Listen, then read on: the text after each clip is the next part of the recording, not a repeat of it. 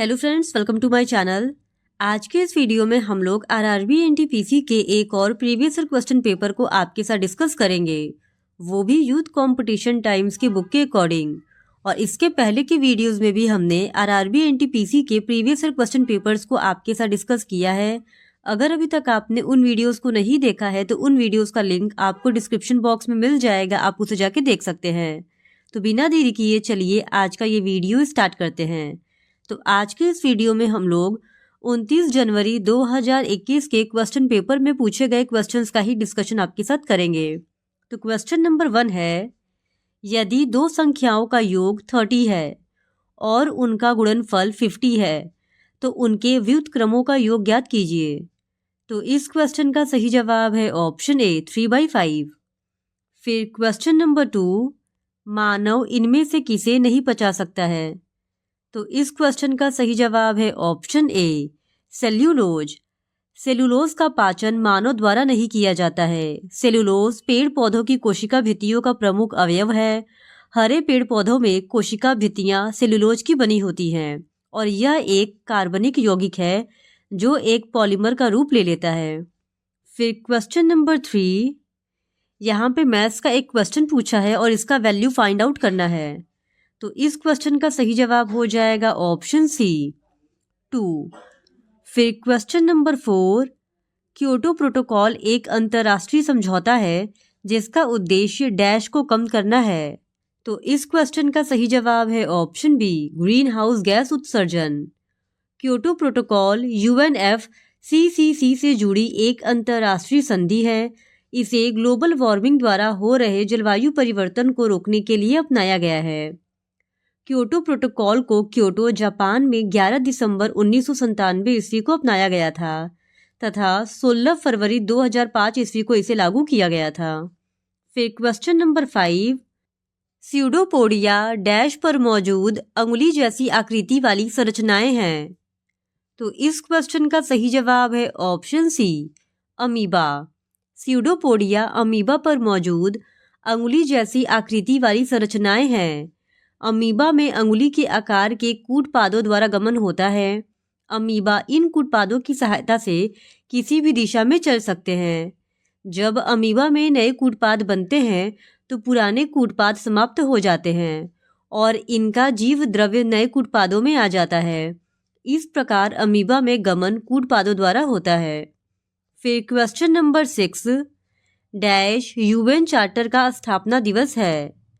तो इस क्वेश्चन का सही जवाब है ऑप्शन डी 24 अक्टूबर 1945। 24 अक्टूबर 1945 ईस्वी को संयुक्त राष्ट्र की स्थापना हुई थी। सन 1948 में संयुक्त राष्ट्र महासभा ने 24 अक्टूबर को संयुक्त राष्ट्र दिवस घोषित किया था और संयुक्त राष्ट्र संघ एक अंतर्राष्ट्रीय संगठन है और इसकी स्थापना अंतर्राष्ट्रीय सहयोग तथा शांति की स्थापना के लिए की गई थी और संयुक्त राष्ट्र की स्थापना लीग ऑफ नेशंस नामक संगठन के स्थान पर की गई थी। फिर क्वेश्चन नंबर 7, निम्नलिखित में से कौन सी फिल्म सत्यजीत रे द्वारा निर्देशित है। तो इस क्वेश्चन का सही जवाब है ऑप्शन सी पथेर पंचाली। पाथेर पंचाली बंगाली सिनेमा की वर्ष 1955 में बनी एक नाट्य फिल्म है और इसका निर्देशन सत्यजीत रे ने किया था। यह फिल्म विभूति भूषण बंदोपाध्याय के बंगाली उपन्यास पाथेर पंचाली पर आधारित है। फिर क्वेश्चन नंबर 8, राम अकेले एक कार्य को 20 दिनों में पूरा कर सकता है जबकि श्याम अकेले उसी कार्य को 30 दिनों में पूरा कर सकता है। यदि वे एक साथ मिलकर कार्य करते हैं तो उन्हें कार्य पूरा करने में कितने दिन लगेंगे। तो इस क्वेश्चन का सही जवाब है ऑप्शन डी 12 दिन। फिर क्वेश्चन नंबर 9, भारतीय राष्ट्रीय ध्वज भीकाजी कामा द्वारा डैश में फहराया गया था। तो इस क्वेश्चन का सही जवाब है ऑप्शन डी जर्मनी में 1907। मैडम भीकाजी रुस्तम कामा ने 22 अगस्त 1907 ईस्वी में जर्मनी में हुई इंटरनेशनल सोशलिस्ट कांग्रेस में भाग लिया था और इसमें कामा ने ब्रिटिश शासन के घातक दुष्परिणामों का खुलासा करते हुए एक उत्तेजनापूर्ण भाषण दिया था तथा भारत का राष्ट्रीय तिरंगा हरा, पीला व लाल ध्वज फहराया। मैडम कामा को मदर ऑफ इंडियन रिवॉल्यूशन कहा जाता है। फिर क्वेश्चन नंबर 10, किस कैबिनेट मिशन ने भारतीय संविधान के निर्माण हेतु एक संविधान सभा का प्रस्ताव रखा था? तो इस क्वेश्चन का सही जवाब है ऑप्शन सी, कैबिनेट मिशन योजना 1946। कैबिनेट मिशन वर्ष 1946 में भारतीय संविधान के निर्माण हेतु एक संविधान सभा का प्रस्ताव रखा था। वर्ष 1946 में ब्रिटिश प्रधानमंत्री एटली ने भारत में एक 3 सदस्यीय शिष्टमंडल भेजने की घोषणा की। इस शिष्टमंडल में ब्रिटिश कैबिनेट के 3 सदस्य लॉर्ड पेंथिक लॉरेंस, स्टेफोर्ड क्रिप्स तथा एवी अलेक्जेंडर शामिल थे। फिर क्वेश्चन नंबर 11, दीनदयाल उपाध्याय ग्रामीण कौशल्य योजना डैश में शुरू की गई थी? तो इस क्वेश्चन का सही जवाब है ऑप्शन सी, 2014 में। दीनदयाल उपाध्याय ग्रामीण कौशल्य योजना को 25 सितंबर 2014 को शुरू किया गया था। यह योजना गरीब ग्रामीण युवाओं को नौकरियों में नियमित रूप से न्यूनतम मजदूरी के बराबर या उससे ऊपर मासिक मजदूरी प्रदान करने का लक्ष्य रखती है। यह ग्रामीण विकास मंत्रालय भारत सरकार के द्वारा ग्रामीण आजीविका को बढ़ावा देने के लिए की गई पहलों में से एक है। यह एक राष्ट्रीय ग्रामीण आजीविका मिशन का हिस्सा है। फिर क्वेश्चन नंबर 12, रवि की आयु उसकी पत्नी की आयु से 5 वर्ष अधिक है, जिसकी आयु उसकी पुत्री की आयु से 5 गुनी है। 3 वर्ष पहले उसकी पुत्री की आयु 4 वर्ष थी, तो रवि की वर्तमान आयु क्या है? इस क्वेश्चन का सही जवाब है ऑप्शन सी, 40 वर्ष। फिर क्वेश्चन नंबर 13, पहली 15 प्राकृत संख्याओं का समांतर माध्य ज्ञात कीजिए। तो इस क्वेश्चन का सही जवाब है ऑप्शन बी, 8। फिर क्वेश्चन नंबर 14, दिए गए वाक्य में शामिल अक्षरों का प्रयोग करके निम्नलिखित में से कौन सा शब्द नहीं बनाया जा सकता है? Russia is my country. तो इस क्वेश्चन का सही जवाब है ऑप्शन सी, क्लाउड। फिर क्वेश्चन नंबर 15, निम्न में से कौन सा एक स्प्रेडशीट प्रोग्राम नहीं है? तो इस क्वेश्चन का सही जवाब है ऑप्शन ए, उबंटू एक स्प्रेडशीट प्रोग्राम नहीं है। फिर क्वेश्चन नंबर 16, चाय के मूल्य में 20% की वृद्धि होने पर घर में चाय के उपभोग में कितने प्रतिशत की कमी की जानी चाहिए जिससे बजट समान रहे? तो इस क्वेश्चन का सही जवाब है ऑप्शन बी, 16 होल 2/3%। फिर क्वेश्चन नंबर 17, ए अकेला एक कार्य को 30 दिन में पूरा कर सकता है। वह 6 दिन उस कार्य को करता है और फिर बी उसे 24 दिनों में पूरा करता है। ए और बी मिलकर उस कार्य को कितने दिनों में पूरा करते हैं? तो इस क्वेश्चन का सही जवाब है ऑप्शन डी, 15 दिन। फिर क्वेश्चन नंबर 18, यदि y = x/2 + a पे पावर x है तो z का मान ज्ञात कीजिए। तो इस क्वेश्चन का सही जवाब है ऑप्शन ए। फिर क्वेश्चन नंबर 19, यदि किसी वृत्त की त्रिज्या में 25% की कमी कर दी जाए तो इसके क्षेत्रफल में डैश की कमी हो जाती है। तो इस क्वेश्चन का सही जवाब है ऑप्शन बी, 43.75%। फिर क्वेश्चन नंबर 20, 19 पे पावर 300 को 20 से विभाजित करने पर शेषफल कितना प्राप्त होगा? तो इस क्वेश्चन का सही जवाब है ऑप्शन बी, 1। फिर क्वेश्चन नंबर 21, दिए गए आरेख में त्रिभुज शिक्षकों को, आयत राजनेताओं को और वृत्त सामाजिक कार्यकर्ताओं को दर्शाता है। इस आरेख के अनुसार कौन सी संख्या उन शिक्षकों को दर्शाती है जो सामाजिक कार्यकर्ता भी है किंतु राजनेता नहीं है? तो इस क्वेश्चन का सही जवाब हो जाएगा ऑप्शन सी, 5। नंबर 5 उन शिक्षकों को दर्शाती है जो सामाजिक कार्यकर्ता तो है लेकिन राजनेता नहीं है। फिर क्वेश्चन नंबर 22, यदि एक चतुर्भुज के कोण 4:9:11:12 के अनुपात में है तो सबसे बड़े कोण का मान इनमें से किसके बराबर है? तो इस क्वेश्चन का सही जवाब है ऑप्शन सी, 120 डिग्री। फिर क्वेश्चन नंबर 23, मिस्टर कुक ने एक पुस्तक 14% के लाभ पर बेची। यदि उन्होंने इसे 5.4 रुपये अधिक में बेचा होता तो उन्हें 20% का लाभ होता। उस पुस्तक का क्रय मूल्य ज्ञात कीजिए। तो इस क्वेश्चन का सही जवाब है ऑप्शन सी, 90 रुपये। फिर क्वेश्चन नंबर 24, कीबोर्ड, मॉनिटर और कैबिनेट देश के घटक हैं। तो इस क्वेश्चन का सही जवाब है ऑप्शन सी, कंप्यूटर हार्डवेयर के। कीबोर्ड, मॉनिटर और सिस्टम कैबिनेट कंप्यूटर हार्डवेयर के घटक हैं। फिर क्वेश्चन नंबर 25, वह छोटी से छोटी संख्या बताइए जो 10, 14 और 28 से विभाज्य है और एक पूर्ण वर्ग है। तो इस क्वेश्चन का सही जवाब है ऑप्शन बी, 4900। फिर क्वेश्चन नंबर 26, यहाँ पे मैथ्स का एक क्वेश्चन पूछा है और इसका सही जवाब हो जाएगा ऑप्शन डी, 4। फिर क्वेश्चन नंबर 27, साइटोप्लाज्म में एक जेली जैसा द्रव होता है जो डैश में मौजूद होता है। तो इस क्वेश्चन का सही जवाब है ऑप्शन डी, केंद्रक और कोशिका झिल्ली के बीच। साइटोप्लाज्म में एक जेली जैसा द्रव होता है जो केंद्रक और कोशिका झिल्ली के बीच पाया जाता है। साइटोप्लाज्म की आंतरिक परत को एंडोप्लाज्म और बाहरी परत को एक्टोप्लाज्म नाम से जाना जाता है।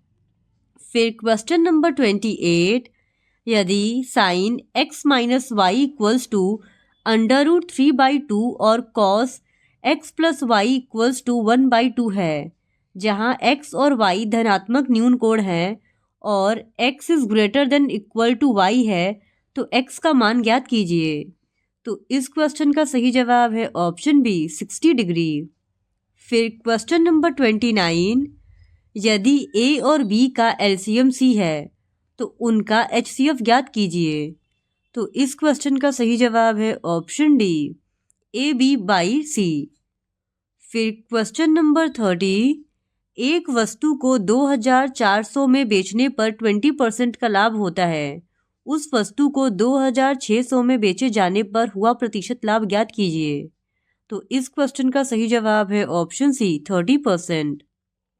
फिर question number 31, Raja Ramanna centre for advance technology की स्थापना डैश में की गई थी। तो इस क्वेश्चन का सही जवाब है ऑप्शन ए, 1984 में। Raja Ramanna centre for advance technology की स्थापना 19 फरवरी 1984 ईस्वी को हुई थी और इसका मुख्यालय इंदौर में स्थित है। फिर क्वेश्चन नंबर 32, यहाँ पे मैथ्स का एक और क्वेश्चन पूछा है और इसका सही जवाब हो जाएगा ऑप्शन सी, 24।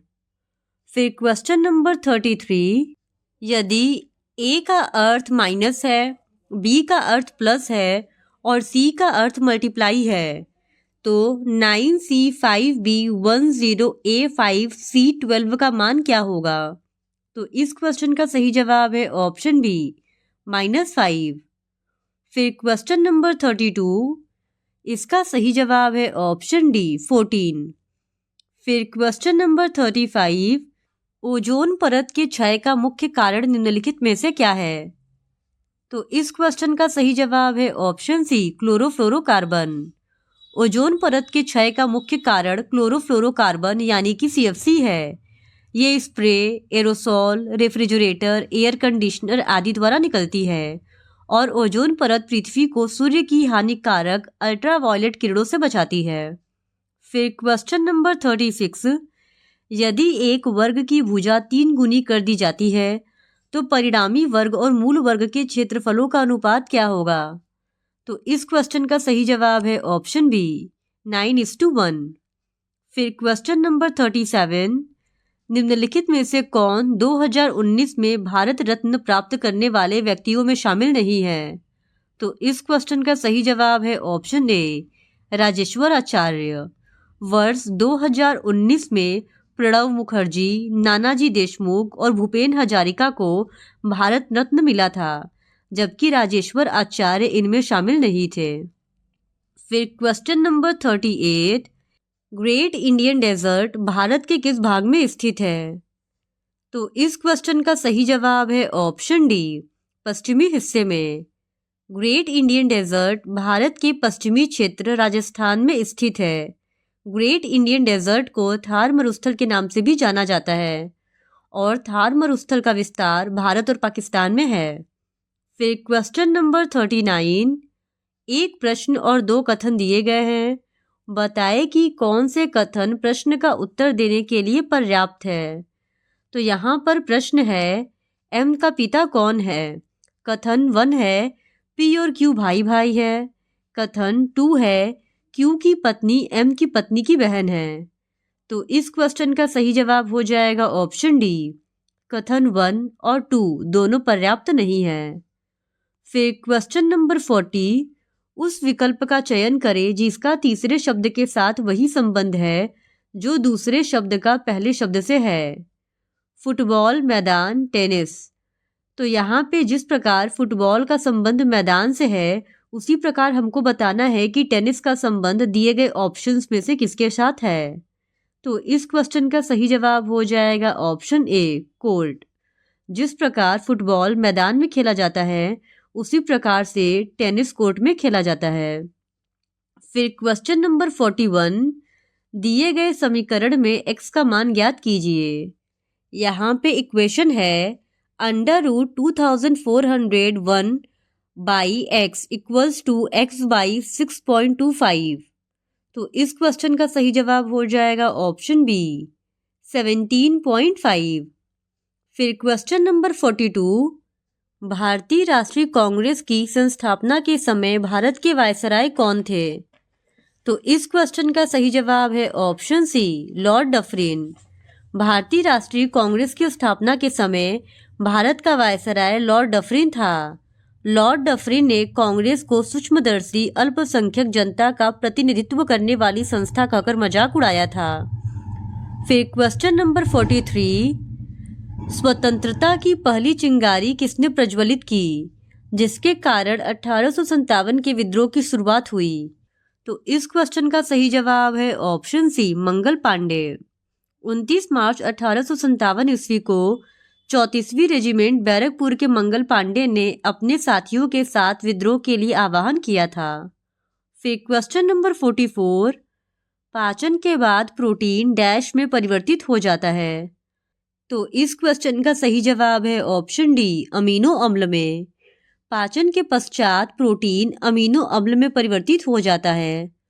पूर्ण विखंडन पर शुद्ध प्रोटीन्स के अणु सरल अमीनो अम्ल के अणुओं में टूटते हैं और अंततः प्रोटीन्स अमीनो अम्ल के यौगिक होते हैं। प्रकृति में 20-22 प्रकार के अमीनो अम्ल पाए जाते हैं। फिर क्वेश्चन नंबर 45, डैश एक प्रायोगिक उपग्रह है जिसे अंतरिक्ष अनुसंधान संगठन इसरो ने पहली बार अगस्त 1979 में सतीश धवन अंतरिक्ष केंद्र से प्रक्षेपित किया था। तो इस क्वेश्चन का सही जवाब है ऑप्शन डी, रोहिणी। रोहिणी उपग्रह को भारतीय अंतरिक्ष अनुसंधान संगठन इसरो द्वारा पहली बार 10 अगस्त 1979 को सतीश धवन अंतरिक्ष केंद्र से प्रक्षेपित किया गया था। फिर क्वेश्चन नंबर 46, मलेशिया की मुद्रा डैश है। तो इस क्वेश्चन का सही जवाब है ऑप्शन ए, रिंगित। मलेशिया की मुद्रा का नाम रिंगित है। फिर क्वेश्चन नंबर 47, निम्नलिखित में से कौन सा संरचनागत सुविधा के अंतर्गत नहीं आता है। तो इस क्वेश्चन का सही जवाब है ऑप्शन डी, मनोरंजन। मनोरंजन संरचनात्मक सुविधा के अंतर्गत नहीं आता है, जबकि परिवहन, सीवेज एवं इलेक्ट्रिसिटी आदि संरचनात्मक सुविधा के अंतर्गत आते हैं। फिर क्वेश्चन नंबर 48, उस संख्या का चयन करें जो नीचे दिए गए सादृश्य में प्रश्न चिन्ह के स्थान पर आ सकती है। तो इस क्वेश्चन का सही जवाब है ऑप्शन डी, 4। फिर क्वेश्चन नंबर 49, भारतीय संविधान के निम्न में से कौन से अनुच्छेद में मनी बिल को परिभाषित किया गया है। तो इस क्वेश्चन का सही जवाब है ऑप्शन ए, अनुच्छेद 110 में। भारतीय संविधान के अनुच्छेद 110 में धन विधेयक को परिभाषित किया गया है और धन विधेयक वित्तीय मामलों जैसे कराधान, सार्वजनिक व्यय आदि से संबंधित है और धन विधेयक लोकसभा में ही पुनर्स्थापित किया जा सकता है। फिर question number 50, BrahMos supersonic missile dash के बीच एक संयुक्त उद्यम है। तो इस क्वेश्चन का सही जवाब है ऑप्शन सी, भारत और रूस। ब्रह्मोस मध्यम दूरी की सुपरसोनिक क्रूज मिसाइल है। इसे पनडुब्बी, पानी के जहाज, विमान या जमीन से भी छोड़ा जा सकता है और इसका विकास भारत और रूस ने मिलकर किया है। इसका नाम ब्रह्मोस मिसाइल भारत की ब्रह्मपुत्र नदी और रूस की मास्कोवा नदी के नाम पर रखा गया है और यह मिसाइल रडार से बचने में सक्षम है। तो क्वेश्चन नंबर 51 है, भारतीय संविधान के किन अनुच्छेदों के अंतर्गत समानता के अधिकार का उल्लेख किया गया है? तो इस क्वेश्चन का सही जवाब है ऑप्शन ए, आर्टिकल 14 से आर्टिकल 18। भारतीय संविधान के भाग 3 में अनुच्छेद 14 से अनुच्छेद 18 तक समानता के अधिकारों का उल्लेख किया गया है और यह अधिकार न्यायालय में वाद योग्य है। फिर क्वेश्चन नंबर 52, निम्नलिखित में से किस मंदिर का निर्माण राजा चोल द्वारा करवाया गया था? तो इस क्वेश्चन का सही जवाब है ऑप्शन बी, बृहदेश्वर मंदिर। बृहदेश्वर मंदिर का निर्माण चोल शासक राज प्रथम द्वारा 985 से 1012 ईस्वी के बीच में करवाया गया था। इसे राजेश्वर मंदिर के नाम से भी जाना जाता है। यह मंदिर द्रविड़ शैली में बना है। फिर क्वेश्चन नंबर 53, निम्नलिखित में से कौन सा राष्ट्रीय नमूना सर्वेक्षण संगठन का प्रभाग नहीं है?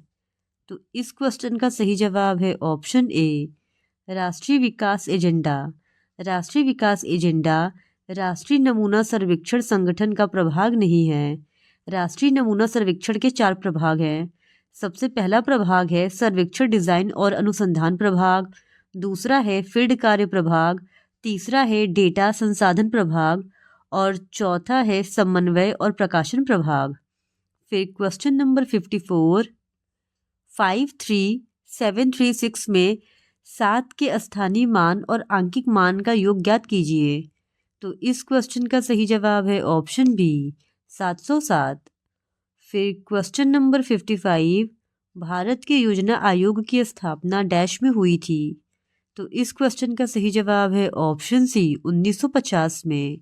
15 मार्च 1950 को केंद्रीय मंत्रिमंडल द्वारा पारित प्रस्ताव के द्वारा योजना आयोग की स्थापना भारत में की गई थी। योजना आयोग का अध्यक्ष प्रधानमंत्री होता था, परंतु 1 जनवरी 2015 में इसके स्थान पर नीति आयोग का गठन किया गया है।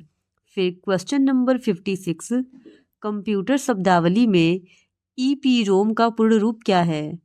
तो इस क्वेश्चन का सही जवाब है option B, erasable programmable read only memory. EPROM का फुल फॉर्म कंप्यूटर टर्मिनोलॉजी में erasable programmable read only memory है। फिर क्वेश्चन नंबर 57, शब्द कॉमेट प्राचीन डैश शब्द से आया है जिसका अर्थ लंबी पूंछ वाला तारा है। तो इस क्वेश्चन का सही जवाब है ऑप्शन बी, यूनानी। कॉमेट शब्द यूनानी भाषा से आया है और कॉमेट का अर्थ लंबी पूंछ वाले तारे से है। फिर क्वेश्चन नंबर 58, एक शहर की जनसंख्या में प्रति वर्ष 10% की वृद्धि होती है। वर्तमान में इसकी जनसंख्या 1000 है। कितने वर्ष में इसकी जनसंख्या बढ़कर 1331 होगी? तो इस क्वेश्चन का सही जवाब है ऑप्शन ए, 3 वर्षों के पश्चात। फिर क्वेश्चन नंबर 59, भारत के उच्चतम न्यायालय की प्रथम महिला न्यायाधीश कौन थी? तो इस क्वेश्चन का सही जवाब है ऑप्शन बी, एम फातिमा बीबी। सर्वोच्च न्यायालय की प्रथम महिला न्यायाधीश एम फातिमा बीबी थी। यह 1989 ईस्वी में इस पद पर नियुक्त की गई थी। फिर क्वेश्चन नंबर 60, 6000 के मूलधन पर 10% वार्षिक ब्याज की दर से 2 वर्ष का चक्रवृद्धि ब्याज ज्ञात कीजिए।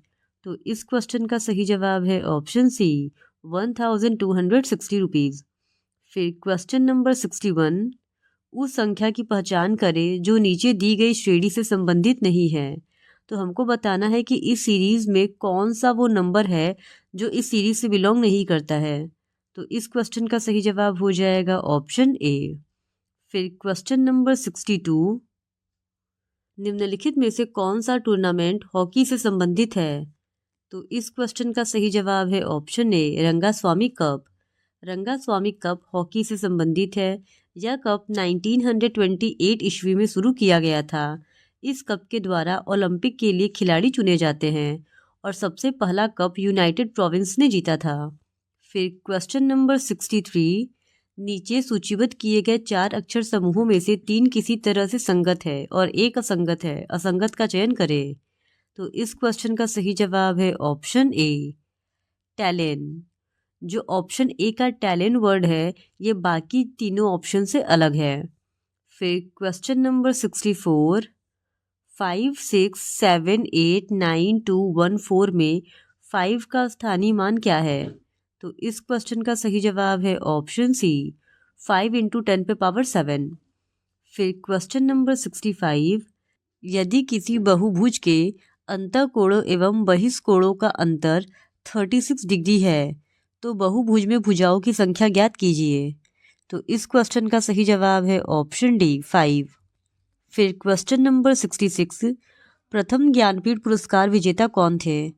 तो इस क्वेश्चन का सही जवाब है ऑप्शन सी, जी शंकर कुरूप। प्रथम ज्ञानपीठ पुरस्कार 1965 ईस्वी में मलयालम लेखक जी शंकर कुरूप को प्रदान किया गया था और 1982 तक यह पुरस्कार किसी लेखक की एकल कृति पर प्रदान किया जाता था, लेकिन बाद में यह लेखक के भारतीय साहित्य में संपूर्ण योगदान के लिए दिया जाने लगा। फिर क्वेश्चन नंबर 67, नीचे सूचीबद्ध किए गए 4 खगोलीय पिंडों में से 3 किसी तरह से संगत है और एक असंगत है, असंगत का चयन करें।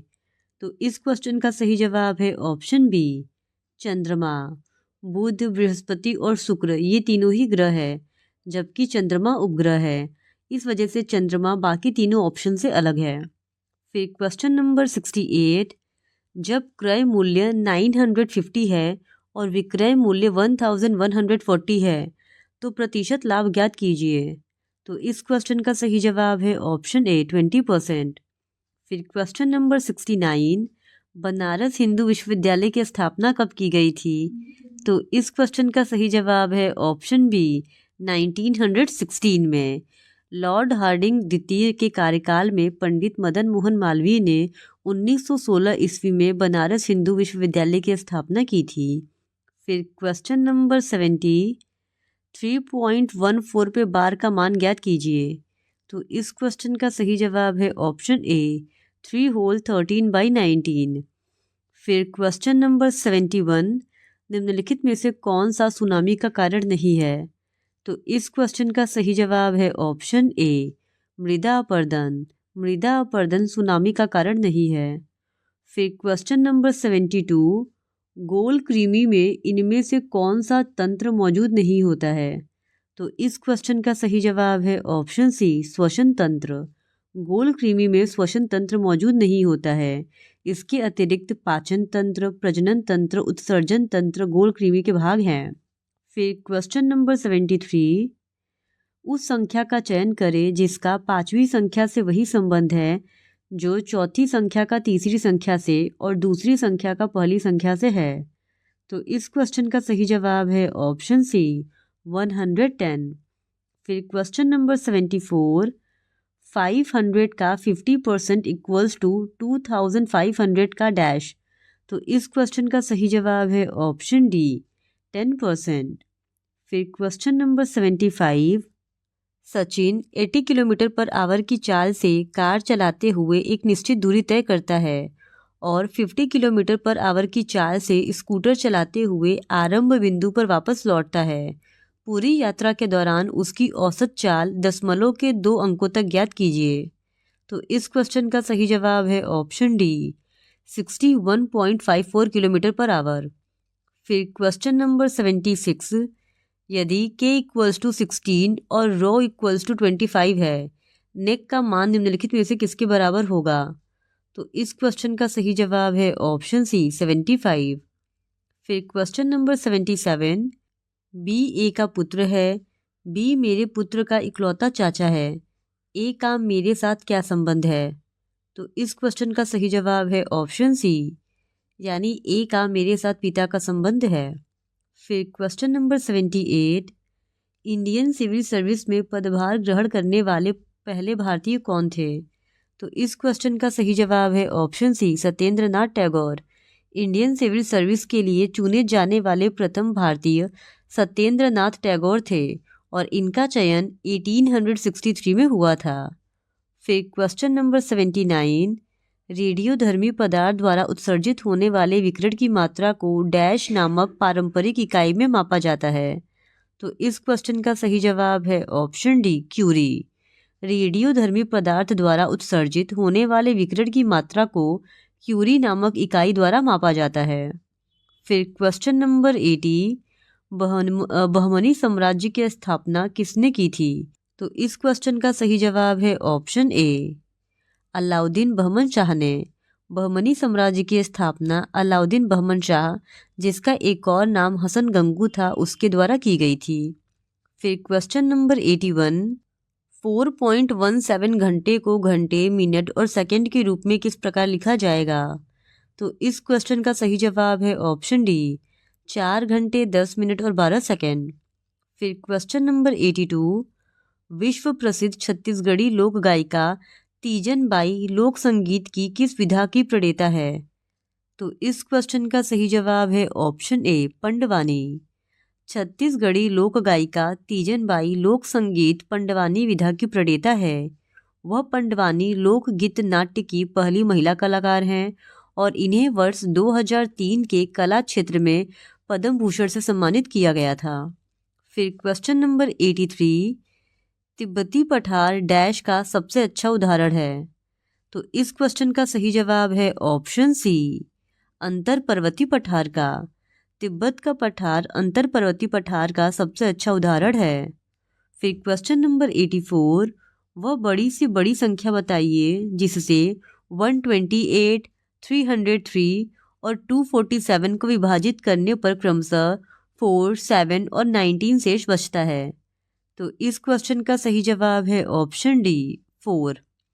फिर क्वेश्चन नंबर 85, 1 और 700 के बीच की कितनी संख्याएं 17 से पूर्णतः विभाज्य हैं?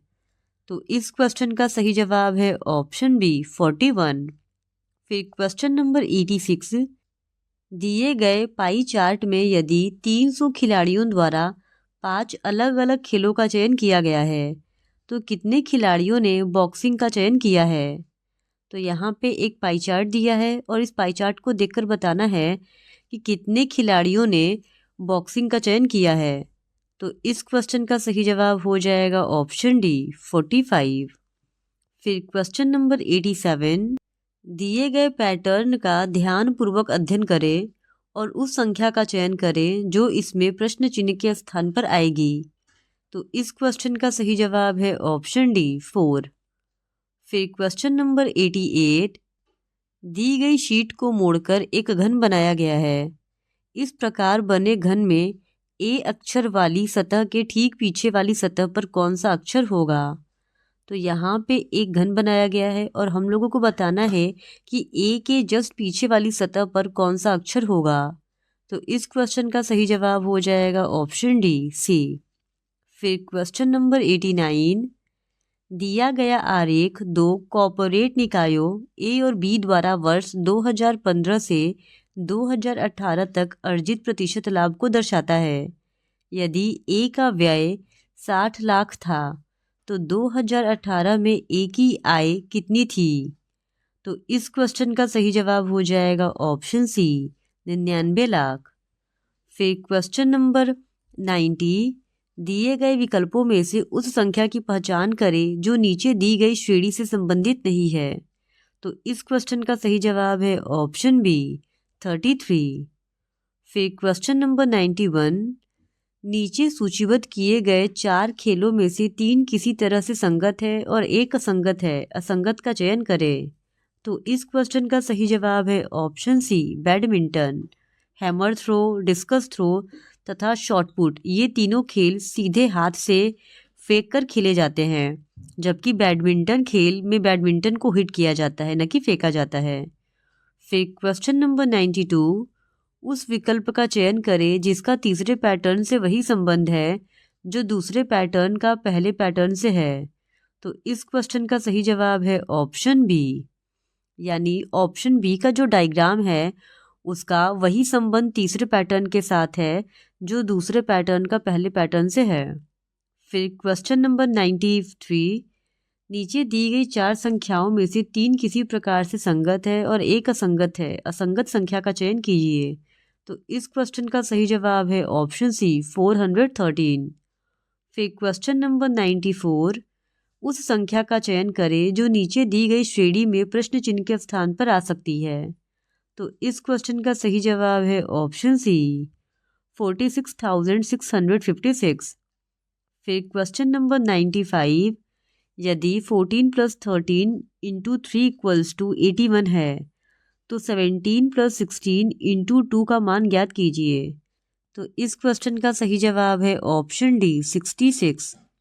फिर क्वेश्चन नंबर 96, यदि EGA = 25,49,1 है तो CAD का मान इनमें से किसके बराबर होगा। तो इस क्वेश्चन का सही जवाब है ऑप्शन बी 9116 के बराबर। फिर क्वेश्चन नंबर 97, किसी कूट भाषा में कॉपर को FQTRJT लिखा जाता है तो उसी कूट भाषा में सिल्वर को कैसे लिखा जाएगा। तो इस क्वेश्चन का सही जवाब है ऑप्शन डी VKPXJT। फिर क्वेश्चन नंबर 98, उस वेन आरेख का चयन करें जो नीचे दिए गए वर्गों के समुच्चय के बीच के संबंध को सर्वोत्तम ढंग से प्रदर्शित करता हो। तो सोना, धातु, चांदी, इन तीनों के बीच के संबंध को कौन सा वेन डायग्राम सबसे अच्छे ढंग से दर्शाता है, हम लोगों को ये बताना है। तो इस क्वेश्चन का सही जवाब हो जाएगा ऑप्शन बी, क्योंकि सोना और चांदी ये दोनों ही धातु हैं। तो इस वजह से ऑप्शन बी इस सवाल का सही जवाब होगा। फिर क्वेश्चन नंबर 99, उस विकल्प का चयन करें जिसका तीसरे शब्द से वही संबंध है जो दूसरे शब्द का पहले शब्द से है। Boxing, round, badminton. तो इस क्वेश्चन का सही जवाब है ऑप्शन डी गेम। जिस प्रकार बॉक्सिंग का संबंध राउंड से है उसी प्रकार से बैडमिंटन का संबंध गेम से होगा। फिर क्वेश्चन नंबर 100, दिया गया वेन आरेख 350 विद्यार्थियों में से 3 विषयों में विशिष्टता प्राप्त करने वाले विद्यार्थियों की संख्या को दर्शाता है। उन विद्यार्थियों का प्रतिशत ज्ञात कीजिए जिन्होंने केवल 2 विषयों में विशिष्टता प्राप्त की हो। तो इस क्वेश्चन का सही जवाब हो जाएगा ऑप्शन बी 20%। इस तरह आज के इस वीडियो में हमने RRB NTPC के एक और प्रीवियस ईयर क्वेश्चन पेपर को आपके साथ डिस्कस कर लिया है।